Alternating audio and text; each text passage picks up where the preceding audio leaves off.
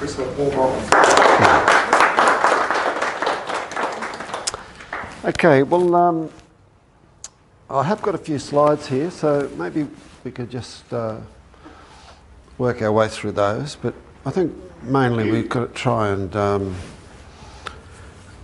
speak generally about managing anxiety from a practical point of view. Hope you don't mind me asking where you all come from. It's helpful to direct things that way. So I've been, just to give you a bit of background, I've been associated with the Melbourne Clinic here since '87. So I started here. Prior to that, I worked at the Eltham Community Health Centre. It's now a very prestigious Nillumbik Community Health Centre, but in those days it was just two of us actually, about four of us, full-time, equivalent full-time. And that was when my interest in anxiety really took off, because it was a free community health service. And if you're in a free counselling service, you're very busy, especially if you've got a very annoying secretary that every time somebody cancelled, she rang the waiting list. And so I was flat out all day seeing people. And so I was there for 11 years, and that was quite a terrific experience to work in a community, because it was you saw people from the schools and from the preschools, and at that time in 1976 there was an explosion of divorce. I don't know any of you are young enough to remember it, old enough to remember it, but in 1975 the Family Law Act changed, and I started in Eltham in 1976. So it was no-fault divorce, and they just there was so much family disruption, and I don't think it's improved actually. Still a lot of stress created within families from that. So depression is usually considered the common cold of mental health, but in statistically speaking, anxiety is more common. There was a very large chunk of a census. I think it was in about, I just can't remember if I've got this right, about 82 or something like that, and they took a 10,000 sample of people, and they questioned them about their mental health, and it was quite surprising to all of us that anxiety was significantly higher than depression in terms of its occurrence across the board. I was also a bit disturbed the other day when I was on Good Friday, I think. The Age had an editorial on mental health. Anybody happen to flick through the editorial of the Age often?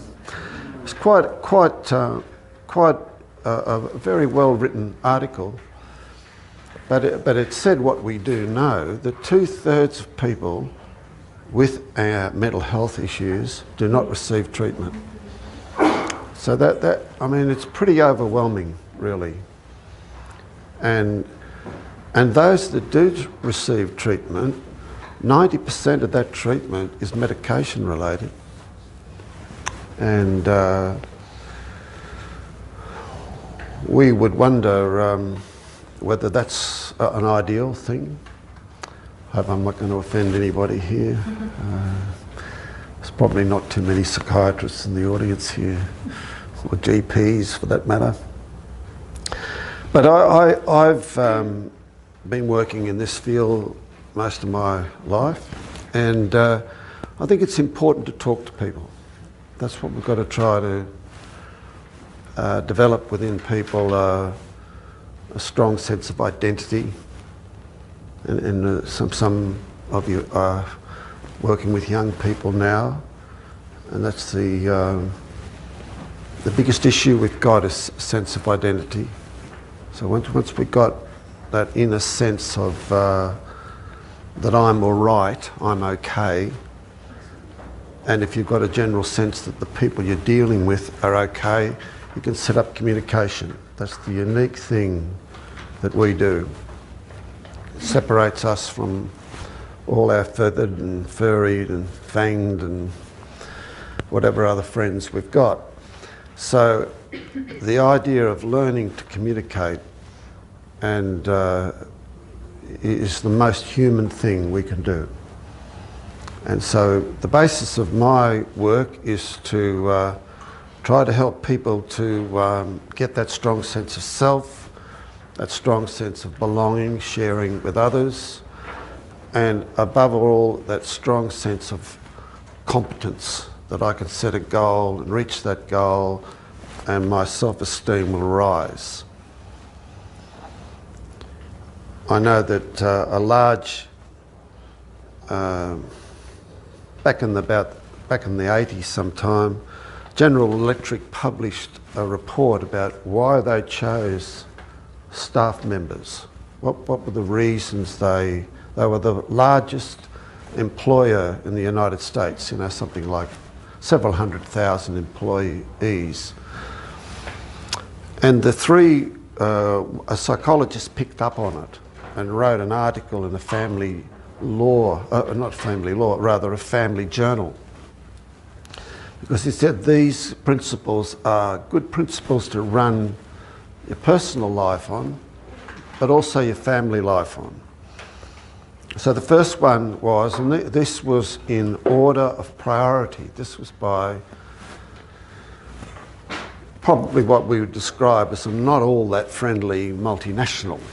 Most multinationals back in the 80s were pretty brutal, probably still are, but anyway, the first principle was you had to be kind and caring. So not crushing the other, you know, that sort of spirit of competitiveness among staff. You sell more, you'll be the employee of the week, or you sell more, you'll win a trip to somewhere, and so people would compete with each other. So kind and caring. Second one was that you had to be fun to be around. So the situation was that people always work under stress. We all do. People get tired, people get irritable, it gets hot, a big bill comes in, all these sort of things,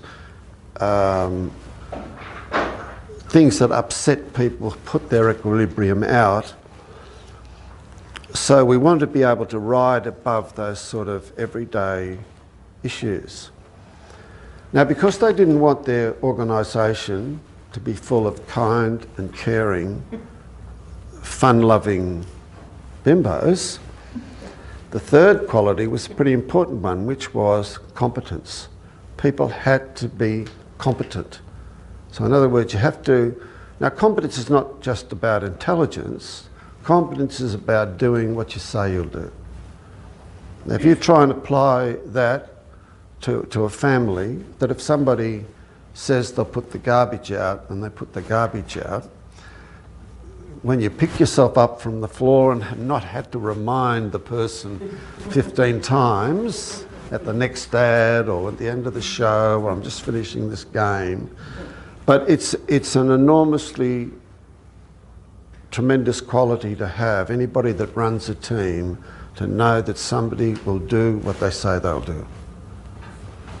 And we had an example of it. I had a very small example, not a very small example, an example at work today that we had a very troubled man, and I had written to his GP and asked him to send a referral letter because he could be seen by a psychiatrist.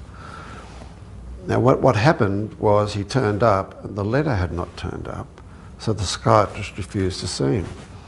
Now we have to wait for another 4 months before we get in to see this person. The person's got very unusual presentation, which you don't run across very much. It's a conversion disorder. You don't see it. But when you do see it, it's very, very worrying, very frightening for the person as well. But the incompetence was, across the board there. I'm not saying we were without fault, but the person didn't deliver when we had written a specific request for that. So those three things, I just want to open up with this particular thing, that these are personal attributes that will increase our capacity to work with other people and our capacity to work under stress. All right, now let's go through these. What? Now what am I pressing here? Yes. Okay, so the basis of my work is the cognitive behavioural model, which stands for CBT, and that equals, in my terms, thinking, affect and behaviour. I know most of you think it means total Isata agency board, but it means how I think, how I feel, affection, emotion, and what I do. So when we look at a situation, we make an appraisal. And that appraisal is going to set up our response. And we're doing it constantly, appraising situations. And when those situations are anxiety-laden, the underlying emotion is threat, fear, doubt, uncertainty, worry, all those different aspects of it. So in our thinking, we have to challenge some of our thinking, accept some of our thinking, allow some of our thinking to develop over time, and sometimes we've got to walk away because those matters, not every matter is resolvable.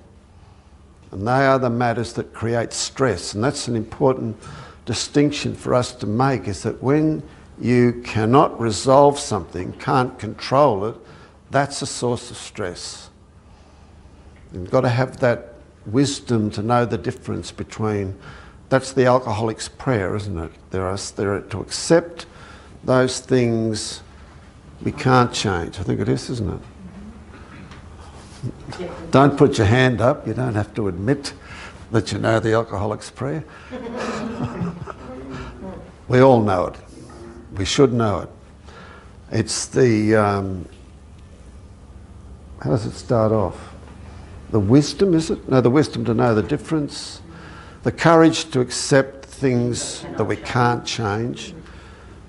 The courage to change the things that we can change. And the wisdom to know the difference. It's a beautiful aspiration.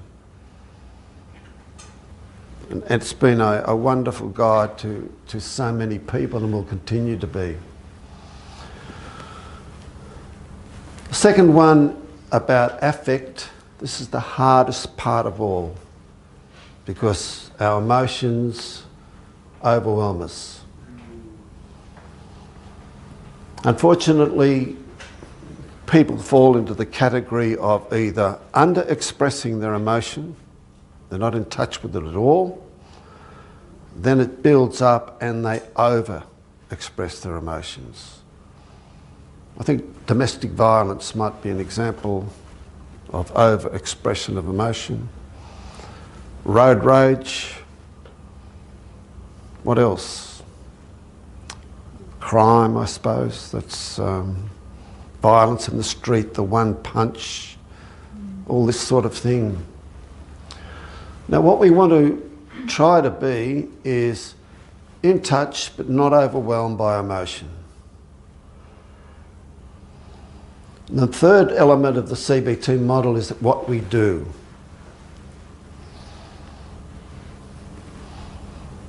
I have got a board here.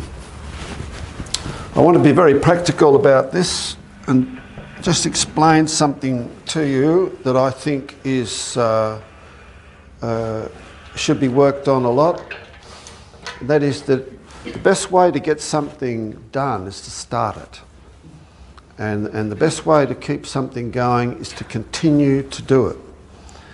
And so we do a lot of work with hoarding disorder. And one of the things about hoarding disorder is that it's overwhelming. A person just doesn't know where to start. And it becomes, they just live in this world of that they don't notice the amount of squalor, clutter, risk that they are living in. Now, this idea that I'm going to talk to you about is not, I mean, it's a well-known idea now. It's called, it's 30 days to behaviour change. You've all heard about that, have you? Mm-hmm. It's built on principles of behaviourism. And I mean, I can only give you, I'll give you a personal experience of it. We have people, if anybody's heard me talk before, they've probably heard me tell this story, but I think it bears repeating. In the little kitchenettes we have in the clinic next door, there's little packets of biscuits, you know. You can have a cup of tea and eat these rubbish biscuits, you know, the trans fats and sugar and of no use, but very addictive. So I came back one year from my holiday, I thought, right, got to look after myself, be fit and all the rest of it. So I've got to stop eating these biscuits. Now, I know all about behaviourism. So I started a campaign along the lines of no more of these biscuits. Okay, so trial one, okay, good day, no biscuits, whatever. Then I didn't have time for lunch, late afternoon, I need a biscuit, end of trial one. See that? Go along, get up to maybe 10 or so, fail, start again. Now the idea of it is you either, did you have a biscuit or didn't you? No judgment, no put downs, no you're stupid, you're lazy and all the rest of it. Did you or didn't you? Now you can go 20, fail, 3, 25, 18, 17, but every time you're on track, you're doing successive approximations of the desired model. Now, in my case, it took me until the end of May. I came back in January, it took me till the end of May to get 30 days, successive days without biscuits. Now, I didn't eat those biscuits for 3 years after that. Now, I'm trying to say that if you apply that same thing, anybody that teaches music or language would agree that if you can get the person to spend 10 minutes a day practicing their guitar under this principle, they'll become sufficiently skilled to start to enjoy that task. But what happens is people weaken, don't they? You know. Now you can apply that same thing. Did you walk or didn't you? Oh, I broke my leg. No excuses. Did you walk? No. Drinking water. Anything at all, you can change any behaviour. And if you doubt me, check out the CIA website. And they're experts on behaviour change. Actually experts on... That is... for those of us who are students of psychology, it's actually quite a worrying thing in the profession in the United States that the military actually use psychology for changing behaviour and drawing information and manipulating people in ways that do not fit in with ethics and ordinary values. But again, that's a topic we won't necessarily tackle. Now, I want to just add one other thing to this. So that's part A, do something daily. Part B is to chain together chunks of the desired behaviour. So you might go 3 days, then you might crash for a few days, you might go 7 days. But what you're trying to do is just put blocks together of what you're trying to achieve, whether it be exercise, whether it be cleaning up. And we used to do that in our, we still do it in our program for trying to help people to declutter. And so how many days in a row were you able to do one thing about your decluttering? And another way of doing that is also to use a timer. And we've all got timers on our watches. And we can just say, put that timer on and see if you can read for 10 minutes. You know, develop the habit of reading, because it'll help a person to do what we need to learn to do, and that is focus our attention. I'm running all over the place a little bit here, but I've got a method in my madness here. I just want to say a thing about mindfulness that you've all heard about and know about. There are devotees and there are others that have tried their best and so on. But when it comes to mindfulness, I just want to sum it up in this way, that we've got to learn to pay attention. The teachers, and there are some teachers here, and they all agree with me, that if only people would pay attention, that would be the key to learning, is to pay attention. So in our lives, if we are able to focus our attention on target behaviour and give that target behaviour 100% of their attention, that when their mind drifts, not if their mind drifts, when their mind drifts, they refocus. And the fourth thing is repeat number 3, which is when your mind drifts, keep refocusing.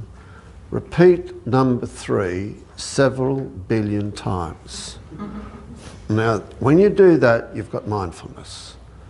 Now, you can dress it up with bells and sitars and all sorts of ways, and everybody, and I'm not, I know it sounds like I'm poking fun at it. Not everybody is able to do it, and they lose track of its value. Its value is what I've just described. Focus, attention. When your mind drifts, which you know it's going to, you refocus. It seems an exaggeration, but in my opinion, it's the key to, one of the keys to effective living is the ability to refocus when we notice it. So when you notice your mind has drifted, you don't beat yourself up, you don't say it's too hard, you simply reconnect with the task at hand. So I'm just giving you along the way a couple, so that these are behavioural interventions. This one and what I just described there. If you don't have a 5-minute, if you want to go to my website, you will find some downloads there, the Anxiety Clinic. I've left some cards down the back there if anybody wants them, but on my website, it's nothing special, they're everywhere on the net, but I just happen to give this to all the patients that I see. It's just a 5-minute self-soothing tape. We won't do it now, but one of the first things that I do when I see a patient that comes for anxiety management is we measure their breath. And I'm sure they're teaching you how to do that out at Swinburne. Right. Okay, good. Okay, they'll get to that next semester. It's like the old days when we had our car and we put it in for a service. When we drive in, it's clunkety, clunkety, clunk. But when you drive out, it's purring because they've done, I'm not a car person, but cleaned the points, I suppose, and changed the spark plugs, but it's smooth. Nowadays, the computers do it all. But in those days, there's a very good example of something running in good tune. Now, when you listen, if you have a loved one, and you just say, while I'm watching TV, just measure my breaths for me, will you? Just how many times does my chest wall fall? So the way you do it, it's a simple number one anxiety management technique. Measuring the breath. So rise, breathing in, fall, breathing out. Very simple. Nothing could be simpler. Rise, breathing in, fall, breathing out. Now, to enrich the body, which is the respiratory system, takes oxygen around to every part of our body, which is what's wrong with smoking, because it takes nicotine around to every single cell of your body. We want to take oxygen, and that travels as hemoglobin. Isn't that right? Yeah, it is right. Now, what happens with nicotine is it knocks out the efficiency of the hemoglobin, unfortunately. So someone's come to the wrong room. Sorry. That's right, that's fine.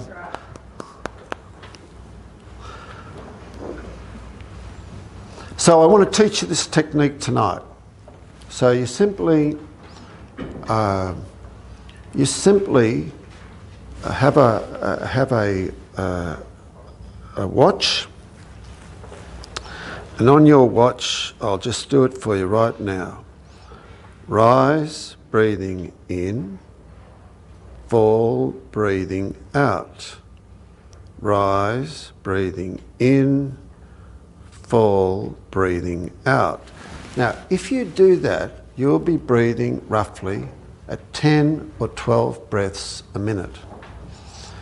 But when I sit down with a patient and I say, I just want you to count the number of times your chest falls, and the person can range in count from 12 to 30. So you can see that if somebody is breathing at 30 breaths a minute, they're over-breathing. And what we want the person to do is to gradually learn to breathe at 10 to 12 breaths a minute. So you can understand a young man walking into an exam, breathing at 25 breaths a minute. We've all seen it, haven't we, in the exhibition buildings? Do they still go to the exhibition buildings for exams? Well, I can remember it. I remember I was one of those people that went to school. We had tests every term from about grade 1, I think. So the exams weren't a thing that worried me, whereas today kids might come up for an exam, or at least not so much now, but 10 years ago, the year 11 exams would be the first ones they'd ever do.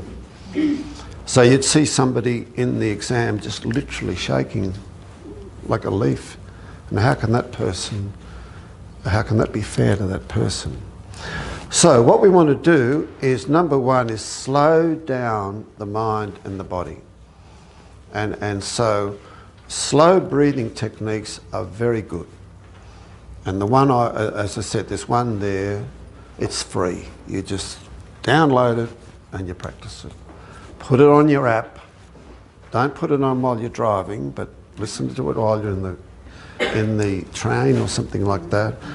And because if you have to make a difficult phone call, it's very interesting to say, if I take 5 minutes or 2 minutes to slow down and then make the call, will it be a different call than if I'm making it in an agitated state? So, so the breath count is number one. The number two is the slow breathing that I mentioned. The rise, breathing in, the fall, breathing out. And it's transformed psychology in the last 20 years. And those people who have got anxiety can learn to self-manage. I guarantee it. Now, the third thing that we've got to do about anxiety is to learn your safety behaviours. Now, what are safety behaviours? Does anybody hazard a guess for me? What's a safety behaviour? One of the things you just said. Breath. Well, yes. I mean, some people do say that.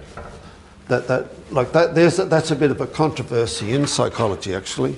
Some people say don't teach relaxation, and believe you me, it's the thing to do. It's the thing to do. When I first came to the Melbourne Clinic many years ago, I'll guarantee it's the same now, that there would be people, and even some of us here, which we won't judge anybody, of course, that's probably got a Valium in their wallet, you know, just in case they need it.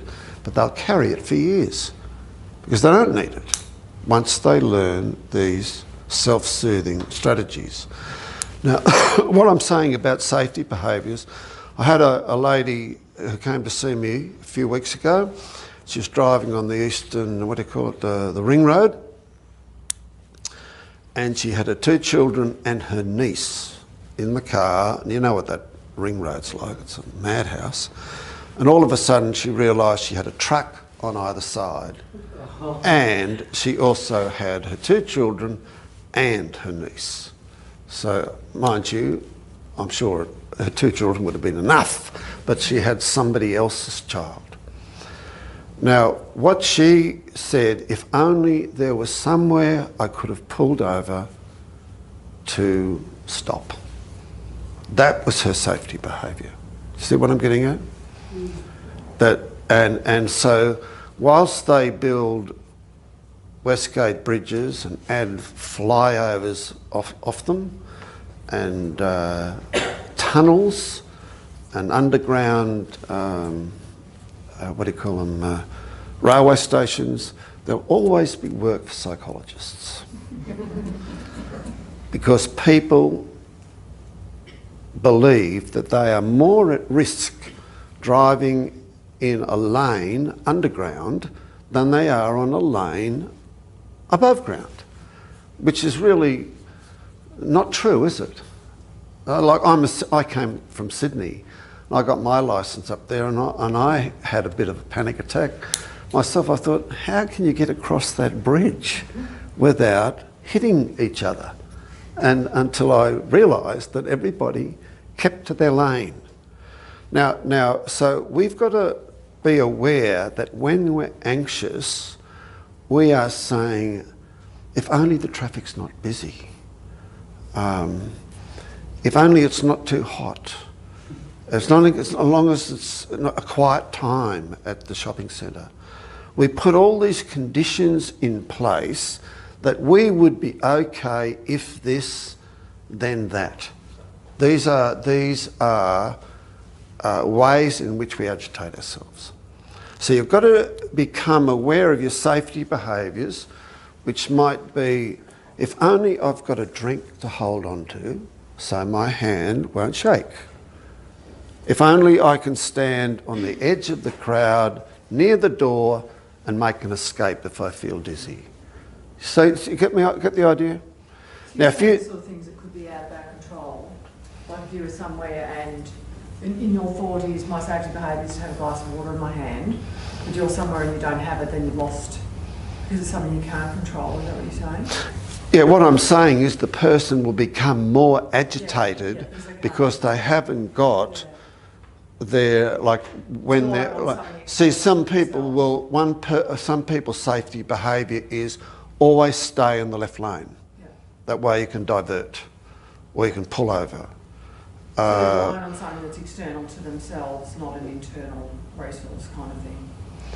Well, no, it can be either. Like a safety behaviour can be, you know, as long as my heart doesn't start racing. My heart starts racing, I know I'm gone once the panic sets in.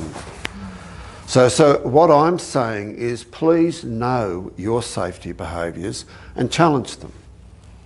So the way you've got to challenge them is in so graded. So you don't, you know, when you are listing the things that make you anxious, you've got to have high, moderate, low. So there's a thing called a SUDS rating, which is a 0 to 10.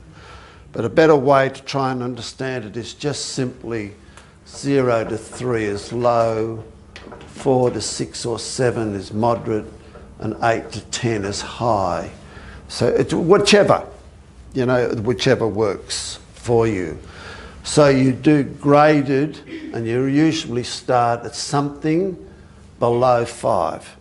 We can all experience anxiety up to 5 and still function. And I'm talking about hot, you know, a bit stiff, wondering if the words will come out, and then things start to flow. So graded, repeated. So this is what we do in our major intervention for anxiety, which is exposure. Exposure, exposure, exposure. So you've got to, anxiety does not go away. You've got to challenge it. And you increase the intensity and then you prolong it. Now you prolong it in order to find that over time, and I think we've actually got it here. I've gone off script here, so we'll just see if any of this is worthwhile. Oh, well, these are the 8 major anxiety disorders. You probably can't read that, can you? Social anxiety. Please don't notice my inadequacies. You know, I don't want to have to speak or anything like that. Very common. Health anxiety. My God, what is that? What is it? And I showed it to the doctor. He said it was okay, but I didn't tell him it turns blue at 9 o'clock. I better go back tomorrow. You know, so health anxiety, obsessive compulsive disorder. We all know what OCD is, don't we? OCD is the most crippling of the anxiety disorders. Very hard to treat, but it's reversible. Must never forget that. It's reversible. Its onset is mostly in childhood, and the same rates in childhood as it is in adulthood, which is up to 3%. It's a bit hard to believe that there might be 2 or 3 children in the average primary school, 3 or 4, maybe 10, that have got OCD. Panic disorder. This is the experience of everybody has a panic attack at some stage or other, but a person with panic disorder is having a panic attack daily, weekly, 3 or 4 times, presenting at emergency, you know, for heart racing, heart attack, mid-pain and so forth. You can't ignore it. We want them to go there. We want them to go there. What we would prefer is that the intensivists referred them for proper psychological management. But they generally don't. They say, you're fine, you're fine. Off you go. The person will have the same thing happen again. Agoraphobia, this is the You know, that sort of fear that comes in a free-floating way anywhere, can come anywhere. A person can have a panic attack in any situation, and they narrow their world down sometimes to their own bedroom. But if you know your way home, that's the agoraphobic say driving, will only drive in their own community, and they won't go very far.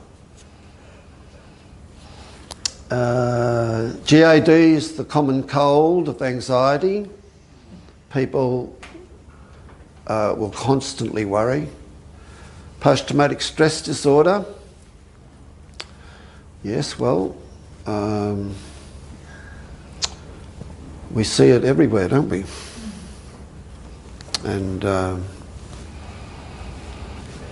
in our society today, with the manifestations of, say, sexual abuse, physical abuse, domestic violence, road trauma, all these sort of things, it's in our face all the time. Phobias are the most common form of anxiety and probably the least treated, you know. They're easy to treat. It's easy to treat phobias. If you do what we're talking about here, graded, repeated, gradually increasing the intensity, people will learn to manage a phobia. You don't have to live with a phobia. People do though. You know why they live with them? It's because if they avoid, they don't experience it.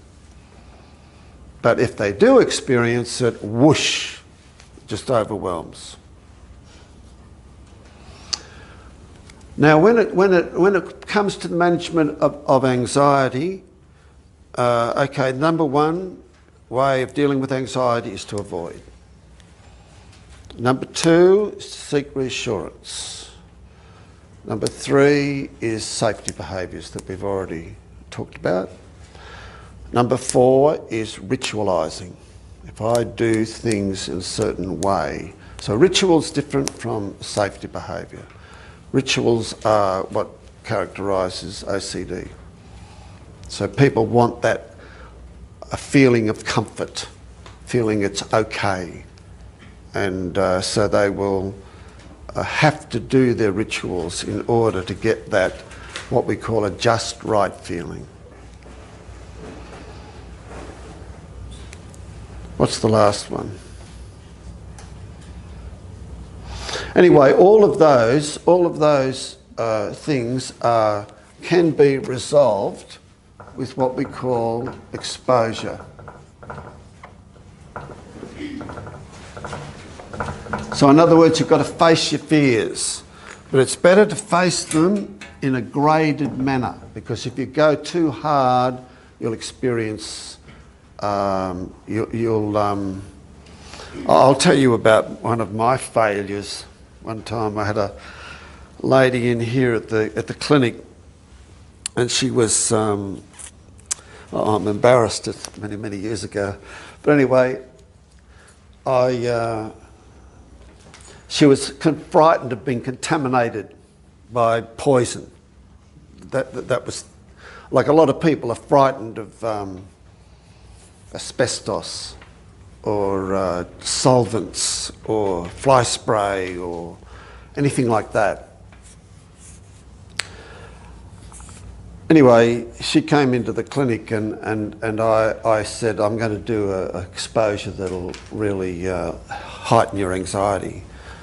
And I got a bottle, and I showed the lady, and I said, I'm putting a wrapper around this bottle, and I'm going to put a skull, this is my skull, and crossbones on it. I said, do you think that'll frighten you? And she said, oh, that will frighten the living daylights out of me. So I said, okay, well, we'll just leave it in your room, and you can habituate to it.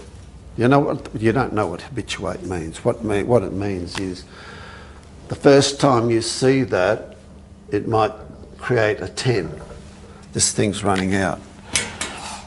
But what response prevention means Response prevention means you stay. You stay. So you're frightened, but you sit away from it. After all, I've just put a bottle there with a piece of paper on it, and I've drawn a skull and crossbones. It's not, I didn't go down to the chemist and buy a powerful, I was suggesting it was, poisonous. But that didn't matter to her because she was petrified. And so she discharged from the clinic. Now that was many years ago. We all learned lessons from that. And but in that particular way, what I did on that occasion was I set the bar too high. See that?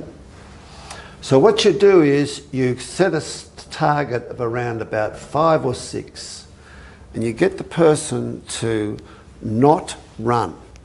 Just sit there and see what happens. And it's just the same, you know, with a little kid doesn't want to go to the water. You know, the little one, I mean, toddler. Some toddlers just fly in and love it. But others, you've got to sit them near the water and let the tide run in, and, you know, in a day or so, they're all over it. But they stay until they get a graded response. So in the case of these exercises that we do, you set up the exposure and you ask them for what their rating is. These damn pens, their ratings before. So what is your rating before? The person says it's a 6. Okay, now 2 minutes later, we want you to rate.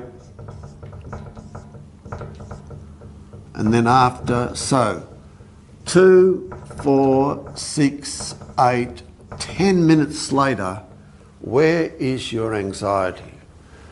Now this is an experiment. So their anxiety is either going to stay the same, or it's going to get worse, or it's going to get better. Now you then get the person to practice that twice a day for weeks and weeks. So the treatment is called exposure and don't run, response prevention. Similarly, if a person is saying, I go to a supermarket and as soon as I can't see the traffic outside, in other words, I'm enclosed, I'm out of there. Say, no, go and do your shopping. Focus on the behaviour that you are there for, but just every 5 minutes, stop and rate your anxiety. Does that make sense? Okay. Now, it's not, I don't expect you to go out and do it. I'm just talking to you about it. What we do is we do it in a coached way. That's the lesson I learnt. The lady with the bottle. You don't put it in her room and have her freak out when she walks in. No, you take her in, you sit with her, and you guide her through it. So coached exposure. And you can do that with a family member. You can do it with a friend, that a person can help another person overcome their fear of sitting in a theatre. People don't go to the theatre, only sit on the end of the row, won't sit in the middle, or just don't go at all. Now we can help people with all levels of anxiety by that method I'm talking about. Now I realise I'm running out of time, am I? No, we're going okay. Now let me just keep quiet and just run through these slides. Oh, now this is another strategy. So I was focusing tonight on trying to teach you some strategies. So this is a cue card. Now a cue card is a thing you carry in your wallet because you never know when anxiety is going to hit, do you? That's the frightening thing about it. So if you've got a cue card, and in this particular case, the word is aware. So the A refers to accept this feeling and step back and see it as only part of you. If you see it as all of you, it'll overwhelm you. But it's only part of you. So you watch the level, as we were describing earlier. Is it...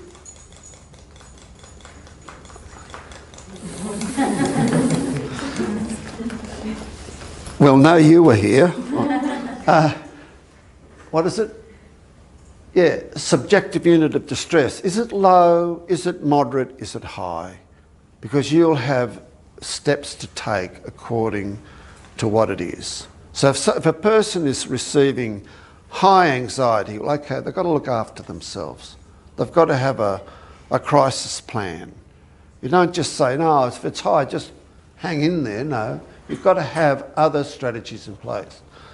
Now, A is for acting as if you're not distressed.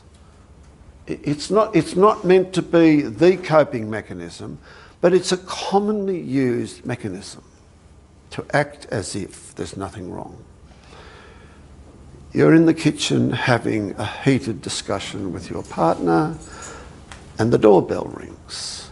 Now, do you take your heightened mood and anger to the door? No. You open the door and say, hi, nice to see you. And come in. We're just ripping each other to shreds out the back.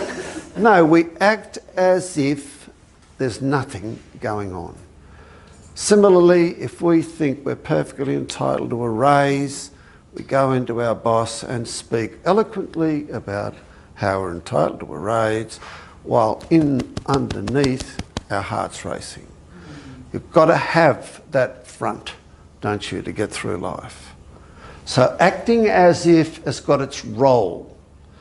Now R refers to, repeat those first three letters, relax, shift attention, do something else, but accept it's part of you, watch the level, act as if you're going to tough it out. You also add those things like what we said before, that we've got to continually refocus. I don't care if you don't remember a single thing I've said tonight. Please remember that idea about paying attention, giving it 100%. When your mind drifts, refocus. And for God's sake, teach your children that, because it's such a powerful thing to know.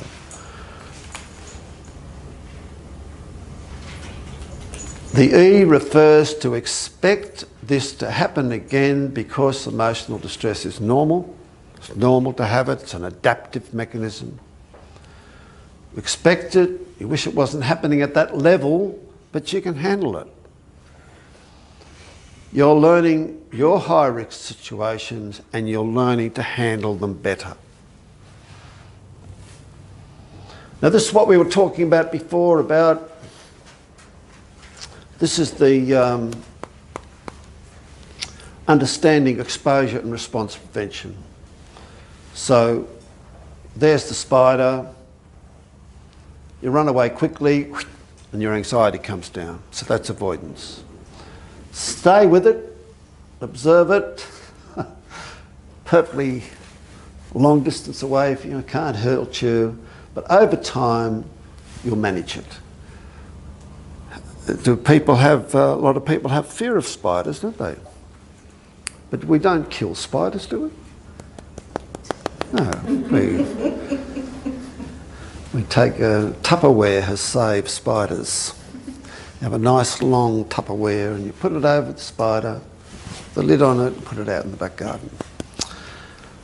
That's my method anyway. Now, the process of habituation is that if you repeatedly expose, it leads to diminishing anxiety in response to a trigger. So there's the spider, it takes longer, but the more you expose yourself to a spider or to anything, progressive exposure to the feared trigger brings about a reduction. Now, you might prefer to take, in the presence of a spider or a crowded tram, to take something that makes you feel a bit better. Just lowers your awareness. You may prefer that. Some people seem to prefer that. But it would be better to see it as not threatening and to learn to deal with it without needing to take heavily sedating medication. I'm not opposed to heavily sedating medication, but I'm opposed to it when it doesn't include behavioural and thinking strategies that might make it much less necessary for you to be less efficient in your functioning. And I speak as someone that speaks to people all the time who are clearly on very heavy medication. So it's very hard to do talking therapy when a person is not able, loses flexibility, loses memory, sleeps poorly and things like that. So it's a question of balance, as in everything else. Well, these sort of things, this is, we want to not feel threatened, not to doubt our ability to deal with issues, not be pessimistic about our negative thinking is something that undoes us all. So the behavioural consequences are we avoid, we procrastinate, and we become impulsive. We make impulsive decisions, break off relationships, leave jobs, give up. We worry about problems and new worries and new problems. And the emotional consequences of this problem orientation all the time is anxiety, depression, irritability, and so forth. I would like to propose a slightly more understandable model here, which would be the things we can't control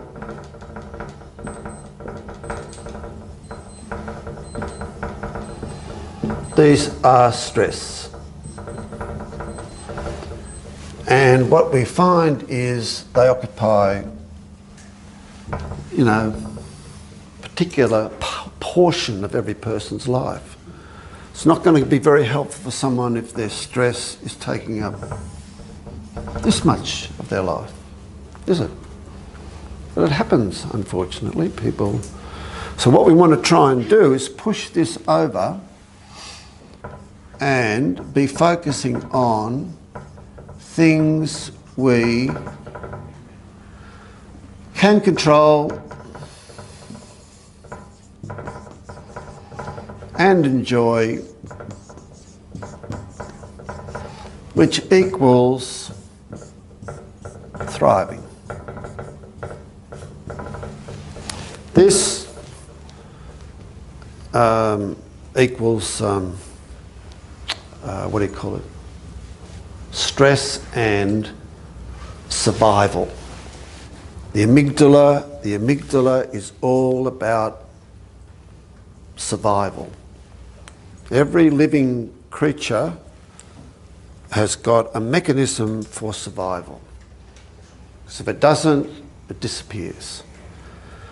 But we can't run our lives as if it's all threat and fear and doubt and uncertainty and what if, how can I manage, what's the next thing that's going to go along. What we want to do is we want to have our frontal lobes, which is where our working memory resides. And in our working memory we have things that work for us, strategies we've tried before, adaptive learning, which involves what's the problem, what's the plan, what can I put into place, let's try this. And that's how we thrive. Unfortunately, what happens is that when we're overwhelmed by fear and doubt and uncertainty, it shuts down our frontal lobes.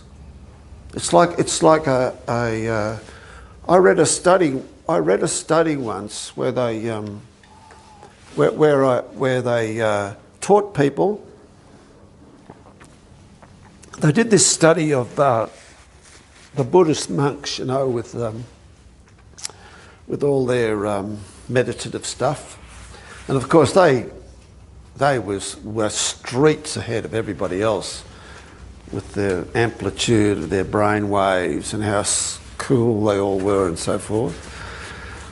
But that also showed that if anybody did from 5 to 15 minutes a day of self-soothing, in whichever way you want to soothe yourself, you don't have to, you know, walk around looking serene. You don't have to get up at 5 o'clock in the morning and do an hour's meditation. Good on you if you do. If you want to do that, that's great. Whatever floats your boat. But I'm just saying, anybody that can slow down their mind and their body, they open access to their working mind. And they demonstrated, and that's why I did this tape in about 2014. And as I said, it's on my website. And I encourage people to listen to it because they demonstrated that there were alterations in MRIs as a result of people doing 5 to 15 minutes of meditative practice for 12 weeks. Now I thought that's pretty good. That's pretty good. It's worth, but that time you might like cooking, you know, spooning in the risotto, you know, or you just lose yourself in kneading and all that sort of stuff. Other people paint, other people love to listen to music. Gifted people can play music, which must be amazing because it touches part of their mind that no other function does. So if you're musical, use it. So this idea of we want to thrive, and the way to thrive is to have our frontal lobes, which we are way ahead of any other creature on this earth in the development of our frontal lobes. And that's where adaptive learning occurs. That's what we want. Now, keeping going. So, here, these are simple problem-solving techniques. What's the problem? What's your plan? I'm shortening this because we're running out of time. What's your problem? What's your plan? What's the very hard question? Are you keeping to your plan? No, of course you're not keeping to your plan. But if you did keep to your plan, there's a chance the outcome would be better. But this is a lot longer. Goal, target, brainstorming, pros and cons, a solution that's practicable, workable. You know, Rio sounds a great idea, but it's not practical, unfortunately. So what is practical? Maybe just going to a movie. How will you carry out the solution? What will you know if the solution is working? Feedback and review and change. Change it if it's not working. Now, I'm not going to do this. This is just stuff about, we will do it very quickly. Some people think worry is very useful. It aids your problem solving. But the question is, do you actually solve the problem by worrying about it? Or you're just going over and over the same stuff? Are you confusing thought, worry, with action, problem solving? Perhaps you are. You're much better off. The best way to get something done is to begin. Begin. Does worry protect against negative emotions and outcomes? Has anything ever happened, even after you worried about it like crazy? Have things gone well when you didn't have time to worry? Does worrying actually increase your unhappiness and anxiety sometimes? Mark Twain said, "I've spent most of my life worrying about things that didn't happen." And I think we could all probably fit into that category. Just a quick point here about worriers. They worry in words and avoid scary images, thus avoiding fear and interfere with their emotional processing of fears. We haven't got time to go into that, but so I've got a whole thing here. But if you want the slides, I can send them to you. Because I want to show you this one. You can't read that, can you? Or can you? You can read that? I love behavioural experiments. These are fantastic things. Because what you want to do is you want to realise that what you predict doesn't actually turn out. That's the best way to learn. So issues between Helen and I remain unresolved. No shift in attitude by us. She goes into manager mode. I really hate it and start my petulant reaction of shutting down, still prepared to keep trying to improve things, only one life to live. This is a real case. Don't you think that sounds an interesting construction of it? That's the way they put it. It seems prediction, there's never enough time to implement a change strategy. Helen adopts the directive approach that can be nasty but effective and leaves me feeling like a child or more like an employee. You know, this is the bloke whinging, see, do this, do that. We need to keep working together to make even small changes, point out what it is in their own behaviour that is off. Bring list of prompt points to next session. Now, the experiment, we have to set a time up to discuss particular circumstances. Be collaborative. Don't get focused on our symptoms. Expect to be anxious. I'm 75% certain I can get this done. Do you ever heard that rule before, the 75% rule? Any of you heard that? You don't expect to be 100% certain that something will work out, because it's too easy, isn't it? You don't want to go for something where it's only 50-50 certainty, because it's going to foul up. It's just too each way. You want to have 75% certainty that you're ready for this step. And you've only just got to take that one extra step. And that's got more chance of achieving your goal. Each one has to be prepared to listen, even try to explain how they see the other person is thinking. Both promise to read up on working on irritability management. So what was the outcome? We did keep to the agreed plan, very encouraging. Prediction of anxiety was only partly true. Anxiety seemed better when task goal was reachable. Once we got started, our mood settled. What we learned from it, the problem of getting agitated beforehand, not to be in my head with worry. What's he going to say? What's he going to say in front of him? That sort of stuff. Doing something for each other each day is worth trying. To see myself as others see me, that's a gift that would help me to try changing and open up the possibility of healing. I'd invite you to try one of those. Do you get the idea? That you predict something and see if it turns out the way you predicted it.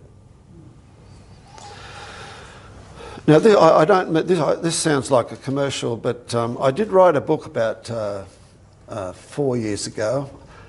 It hasn't flown off the shelves, but it is available. It's a dummies book, a book on anxiety called Overcoming Anxiety for Dummies.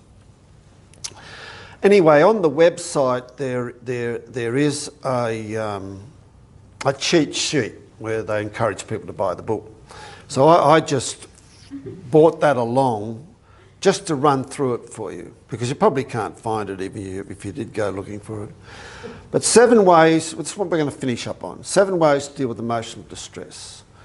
To accept that all kinds of thoughts, good and bad, come into our mind is a normal thing. In normal experience, they pop in and pop out. But when the mood is low, they're more persistent and disturbing. This is actually the biggest problem for people with OCD, is they have these very distressing and disturbing thoughts completely against their values, but they torture them. Whereas the non-OCD person, what? Where'd that come from? And just let it go through to the keeper. The OCD person is absolutely churned by it. Bad thought, bad mind, bad person. Remember that we were talking about taking a step back, and this is another example of a cue card. I am separate from my thoughts. And try to steady yourself with this slow breathing technique. Breathe in, 2, 3, 4, hold. Exhale, 2, 3, 4, 5, 6, 7. As long as you can. So you breathe in, hold, then because you're trying to get that carbon dioxide out of your system. Because if you're getting agitated, and then you start getting symptoms. Whoa, I'm spinning, I can't stand up, and you get a panic attack. Create a pause that slows down your immediate reaction and start processing the upsetting thought. It's just a thought. Let it go through to the keeper. Reflect on your thoughts and feelings. Can you notice the particular part of your body where these thoughts create tension? So in other words, if you talk to a person with anxiety and you say, where do you feel it? Here. Oh, neck. Oh, it gets me here. My stomach. Everybody has got a physical signature of their tension. Now, how long do they last? Do they stay the same? Do they shift over time? Can you shift that intensity by learning to shift attention elsewhere? Refocus, the same point. Refocus. I don't like this feeling. I wish it wasn't happening. I'm going to sit with it and let it fade over time. Now, be open to experiences, don't shut them down, learn something from them. Can you notice that you can soften their impact by moving attention away? So the first thing you do when you feel distress is to create a pause, step back. Just step back, that's the start of the change. You don't become impulsive. Knowing it's really important to you to get back in touch with what interests you so the negative stuff does not stop you from engaging with life.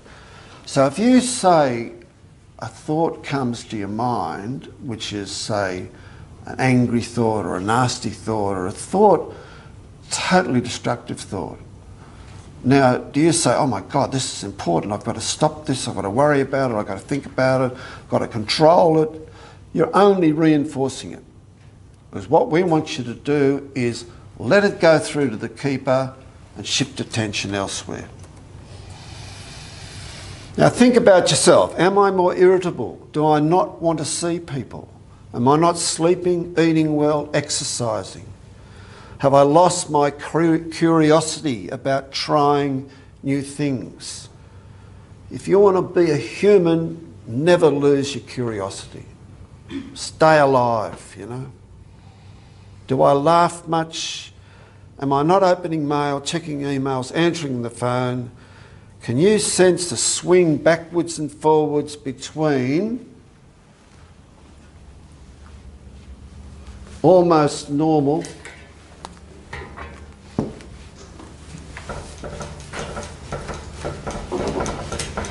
we were talking about that thing called stress before. It's coming down like the sword of Damocles. And what it does is it destabilises us. So at one end, I won't write it because it's there, I'm almost normal. I'm not normal, but I'm almost normal. At the other end, I'm totaled. I'm out of it.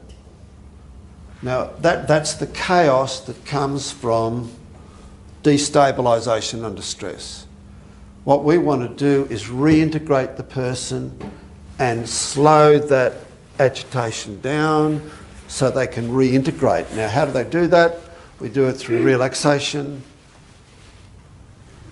and we do it through calmness, we do it communicating with other people, hobbies, getting involved, and I hope I've got time to finish off with one more thing. You've got to learn new skills and be in the present. Okay, so this is not anonymous. It is anonymous actually, but I read this in a book and I adapted it. CBT in verse. One ship sails east, another sails west, both with the same breezes blowing. 'Tis the set of the sails, not the force of the gales, that takes them where they're going. So in other words, how are your sails set? You know, are you going around in circles? Or are you sailing against the wind? Or are you with the wind? But it's up to you to set your own sails. Now, in the aforementioned book, there is a little description of a technique for reducing anxiety sensitivity. Because that's the trouble. We're so sensitive to anxiety. So what you do is you teach yourself, it's one of those high impact training exercises. But you do hyperventilation training. Hyperventilation training is best done by deep chest breathing. With me? That's hyperventilation training, okay? You do it for 10 seconds, 15 seconds rest, 10 seconds, 15 seconds rest, 10 seconds more. So that takes you less than a minute to do that. At the end of it, you rate how distressed you feel and how similar is that to experiences of anxiety that you have. Now, level 1 is 10 to 20 seconds. Level 2 is 20 to 40 seconds. So in other words, you do 40 seconds, 15 seconds rest, 40 seconds, 15 seconds rest, 40 seconds. Like a midfielder. Get up there and gut run, you know, because you've got to pump it out even though you're feeling it. Now, the jocks that come to see me, of course I see lots of very fit young men and women, what they want to do is do 60 seconds flat out from the beginning. So no, we want you to build up this method of gradual increase of intensity of hyperventilation. Because what you do is you acquire the knowledge that hyperventilation is harmless. And even though it produces symptoms, they pass quickly. And the second thing that you learn is the catastrophic thinking completely reduces. So I'm just saying, I don't expect any of you to rush off and do it, but ask your therapist to teach you how to do it. That'd be the best way to do it. If the therapist wants to learn how to do it, well, they'll better look it up on the... No, look, we've got copies of it at work, actually. If anybody wants it, you can just email me and we'll send you a copy of it. But it's a fabulous technique because we can't stand anxiety. And there are people that will take Valium 3 times a day just to avoid anxiety. Aren't there? No show of hands, thank you. But we don't we understand that people are being treated with that, and I respect that. But a lot of people have to come down off it, and it takes them a long, long time to come off it. And these behavioural strategies are fantastic if only people would learn them and implement them.